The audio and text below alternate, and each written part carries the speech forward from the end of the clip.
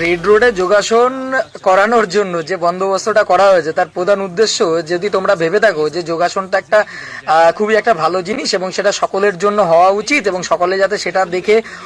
অনুপ্রাণিত হয় এবং সকলেই নিজেদের সুস্বাস্থ্যের কামনায় যাতে এই যোগাসনের এর গুরুত্বটা বুঝতে পারে, তাই জন্য সরকার এটা করেছে। বলছি এটা রেড রোড না করে তো অন্য জায়গায় করা যেত, তাহলে রেড রোডটাই কেন বেছে নেওয়া হলো? রেড রোডটা বেছে নেওয়ার কারণ হচ্ছে এইটা, যে এই সরকার জুন মাসের মধ্যে যত সকল প্রকল্পগুলোকে সাধারণ মানুষকে পাইয়ে দেওয়ার কথা বলেছিল তারা তাদের প্রতিশ্রুতিতে বলতে গেলে প্রায় 90% ব্যর্থ। তাহলে সাধারণ মানুষ যাতে এই সরকারের প্রতি কোন রকম ভাবে বিরুদ্ধচারণ বা সরকারের দিকে আঙুল না তোলে, সাধারণ মানুষ যাতে অন্য কোনো সাধারণ জিনিস নিয়ে ব্যস্ত থাকে, বা মানে মূল কথা হচ্ছে সাধারণ মানুষকে ডাইভার্ট করানোর জন্য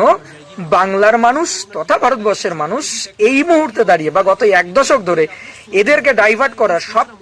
সব থেকে সহজ এবং সস্তা উপায় হলো হিন্দু মুসলিম টপিক এনে হাজির করা। এবার এই মুহূর্তে তো কোনো ঈদ নেই, গরু কুরবানি বা গোহত্যা বা গোমাতা এইসব নিয়ে তো কিছু করা যাবে না। তাহলে এই মুহূর্তে যে সমস্ত সমস্যা, সে নিট কেলেঙ্কারি হোক বা মূল্যবৃদ্ধি হোক বা হকার উচ্ছেদ হোক, সেই সব বিষয় থেকে সাধারণ মানুষকে কিভাবে ডাইভার্ট করা যায়, এই কারণেই বেছে বেছে এই কাজটা করা হয়েছে, যাতে করে সাধারণ মানুষ এটা ভাবতেই ব্যস্ত থাকে যে দেখো কিছুদিন আগে যেখানে মুসলিমরা নামাজ পড়তো সেটাকে বন্ধ করে দিয়ে আমাদের হিন্দুদের সনাতনের সরকার এইখানে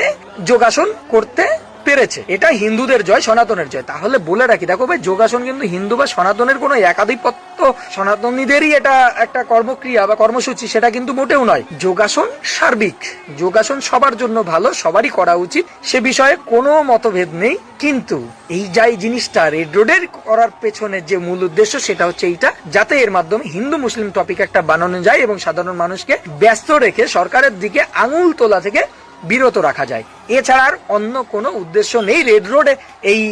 কর্মসূচি পালন করার।